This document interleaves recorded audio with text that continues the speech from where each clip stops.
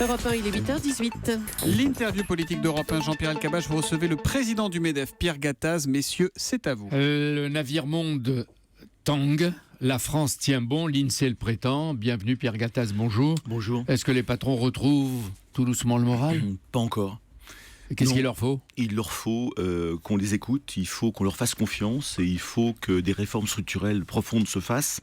Notamment, il y a un rendez-vous très important sur la loi El Khomri, la loi du travail, qui part en biais actuellement. Il y a des patrons qui réussissent et qui sont exemplaires. Il y en a un dont on a parlé tout à l'heure, Henri Decastre, PDG d'AXA, qui, conformément à sa promesse, va quitter ses fonctions en septembre. Vous le connaissez, comment il est ? Formidable entrepreneur, formidable capitaine d'industrie qui a mené sa barque depuis 17 ans et qui a dressé AXA comme premier assureur mondial. Donc voilà la France qui réussit, une très belle entreprise et grâce au leadership et à la vision de Henri Decastre. Et il va favoriser l'arrivée pour le remplacer d'un Allemand, Thomas Buberl, dont Axel de Terlé disait qu'il avait 43 ans. Oui, absolument. Donc un Allemand. Donc on peut mettre des Européens à la tête de grands groupes français. Bien sûr. AXA est une entreprise complètement internationale, très européenne, et je crois qu'en effet, en nommant un Allemand francophone, francophile, eh bien, on construit aussi l'Europe en faisant ça. Et alors, il a été pressenti, Henri Decastre, pour diriger HSBC, la principale banque européenne qui est basée à Londres. Ça c'est bien, vous dites, c'est de la chance pour rétablir et redresser la HSBC. Je crois qu'il d'avoir des gens aussi performants qu'Henri Decastre à la tête ou comme administrateur de HSBC, ça ne peut pas faire de mal. Il serait pas mieux en politique, Henri Decastre ? Écoutez, il est bien là où il est, et j'espère qu'il aura encore une forte contribution pour la France. Mais vous ne pensez pas que de temps en temps, des grands entrepreneurs ou des grands intellectuels qui réussissent pourraient aussi avancer dans le domaine politique pour l'enrichir ? Si, moi je pense qu'il faudrait absolument que les chefs d'entreprise peut-être puissent avoir plus de voix, puissent porter un peu plus, je dirais, le combat économique, expliquer comment fonctionne le monde, comment fonctionnent les mutations, de telle façon à ce que nos politiques puissent beaucoup mieux comprendre. C'est ce que vous faites avec ceci, le livre que vous publiez dans quelques jours, La France de tous les possibles. C'est-à-dire que Pierre Gattaz, vous donnez des clés pour 30 années audacieuses. On a vu les piteuses, on a vu les 30 définies par Jean Fourastier à l'époque. C'est le contraire de l'autodénigrement, du repli sur soi et du déclin. Tellement optimiste qu'on ne pourrait ne pas y croire. Oui, monsieur Elkabbach, c'est un monument d'optimisme que j'ai écrit. Pourquoi ? Parce qu'en fait, les Français sont stressés, sont nerveux, sont en colère. Et je crois qu'il faut redéfinir une vision pour le pays, une vision enthousiasmante. On a tous les atouts pour le faire. Je définis, je revalide ces 30 audacieuses qu'il faut créer. Nous avons tout pour réussir. Le monde est à équiper. Le monde nous attend. Nous avons un capital sympathie, d'amitié, d'admiration du monde entier, de nos amis asiatiques, de nos amis africains. Vous voulez dire grâce à la politique étrangère de la France ? Depuis des années ? La culture, l'art, la philosophie, le rayonnement international, tout ça, ce sont des atouts. Ce sont des atouts formidables. Mais je voudrais juste insister sur quelque chose. Qu'est-ce qui nous manque aujourd'hui en France ?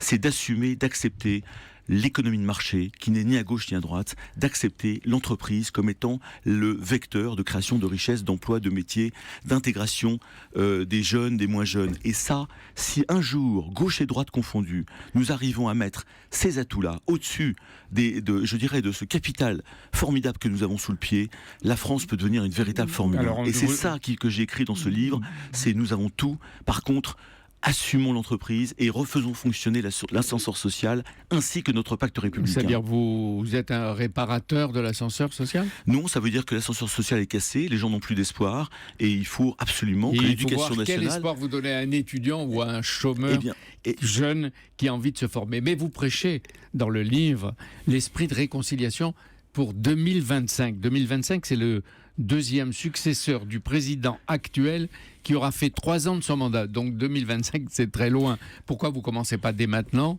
10 ans avant, c'est-à-dire aujourd'hui ? Mais vous savez, Schröder et Hartz ont fait quelque chose en 2003. Et les impacts ont lieu quelques années après, en 2010, 2015. Vous voyez, l'Allemagne, comme elle est forte aujourd'hui économiquement, et donc le pays est très fort parce qu'il est fort économiquement.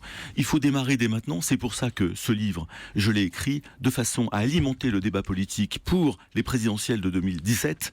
Et je crois qu'il faut commencer dès maintenant. Et en effet, nous avons tout pour réussir. Les Français doivent se regrouper autour d'un vrai projet d'enthousiasme et de conquête. Pierre Gattaz, vous posez déjà des questions aux futurs candidats aux primaires et aux candidats aux présidentielles de 2017. Bien sûr. Qu'est-ce que je dis ? Je dis que l'aspect économique doit être fondamental parce que le premier fléau de la France, c'est le chômage. On doit tout faire pour recréer de l'emploi. Ce livre explique comment on peut créer de l'emploi. Ça ne passera que par les entreprises. Ça passera par de la compétitivité, de l'agilité, de la confiance. Donc, Pierre Gattaz entre en campagne électorale. Mais pas du tout. J'alimente le débat. Vous alimentez le débat politique. Mais bien sûr. En politique. Mais j'alimente. Je pense que l'économie devra être 70% de tous les programmes politiques. L'économie est pour recréer de l'emploi. C'est pas une demi-mesure par-ci, un tiers de mesure par-là. C'est un vrai programme économique. C'est d'assumer l'entreprise qui n'est pas un objet politique et ni à gauche ni à droite. Il y en a marre de cette dichotomie gauche-droite. Il y a ceux qui bougent et ceux qui veulent pas bouger. Et je crois que c'est ça le débat fondamental. L'INSEE disait l'autre jour que les entreprises retrouvent des marges, commencent à investir, que pour la première fois depuis 4 ans, l'économie a détruit moins d'emplois marchands qu'elle en a créé.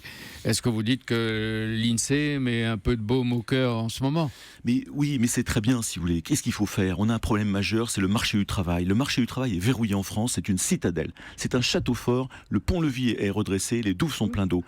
Ça veut dire qu'il y a trop d'entreprises qui vivent à cause des syndicats ou avec des syndicats. Est-ce qu'on pourrait se passer des syndicats ? Ça veut dire que ce marché du travail, il faut le déverrouiller. Et en effet, il ne faut surtout pas introduire de la complexité dans les PME, TPE. Cette version 2 de la loi El Khomri, elle introduit des mandataires sociaux, 20% de plus de délégués syndicaux, etc., etc. Ça complexifie terriblement et ça inquiète terriblement nos PME, nos TPE, qui sont celles qui sont le plus grand réservoir d'emploi de France. Donc cette version 2, attention, elle a totalement oublié les PME, TPE. Et il y a le débat parlementaire.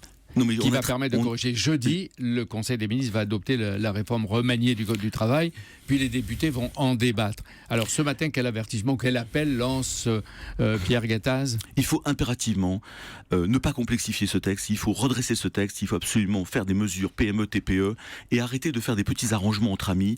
Non, dans les PME, TPE, nous n'avons pas besoin de délégués syndicaux, nous n'avons pas besoin de mandataires sociaux, syndicaux, parce que les gens, les chefs d'entreprise connaissent parfaitement bien leurs salariés directement. Et dans un monde qui bouge, dans un monde de construction, ne complexifions pas le dialogue social. C'est la fin des haricots, mais il reste des haricots pour le menu. Mais écoutez, il reste deux, trois choses. En effet, la sécurisation des licenciements économiques est quelque chose de très important, mais nous avons entendu des députés qui veulent revenir là-dessus. Il y a le périmètre France dans le cas de grandes restructurations. Il y a les accords offensifs de maintien dans l'emploi. Tout ça, c'est pas mal, ça va dans le bon sens. Et dans votre livre, vous souscrivez au compte professionnel d'activité, le CPA qu'avait lancé Laurent Berger, la CFDT. Il vous a séduit et convaincu au moins sur ce point. Mais oui, mais si vous voulez, là encore, ça peut se déformer. Nous sommes pour la flexi-sécurité à la française. La France a beaucoup plus besoin de flexibilité et donc de faire en sorte que ce marché du travail, qui est un château fort, laisse rentrer les salariés. Aujourd'hui, plus personne ne peut rentrer dans le marché du travail. Il y a une peur d'embaucher des patrons. Il faut interviewer ces patrons. Mais c'est pas en licenciant que vous allez faire baisser le chômage. Ce que j'adorerais, c'est que les journalistes, M. Elkabbach, puissent interviewer des vétérinaires, des professions libérales, des artisans, des commerçants, pour leur dire mais pourquoi vous embauchez pas ? On n'entend pas assez nos patrons, nos entrepreneurs, nos professions libérales qui expliqueraient pourquoi ils embauchent pas. Parce qu'ils ont peur d'embaucher. On entend Pierre Gattaz et je rappelle très vite qu'au Made in France, vous préférez le Made by France et que vous vous êtes lancé aujourd'hui avec ce livre que je remonte à nouveau dans la bataille politique à la fois des primaires et des présidentielles. On a tout pour réussir en France, absolument. Il faut définir une vision conquérante de la France et la mettre en place. C'est vous, comme disait Guizot, hein ? La réussite est importante, oui. Ça y est ? Ou encore un petit peu ? Merci beaucoup Pierre Gattaz d'être venu sur Europe 1 ce matin. À demain matin Jean-Pierre.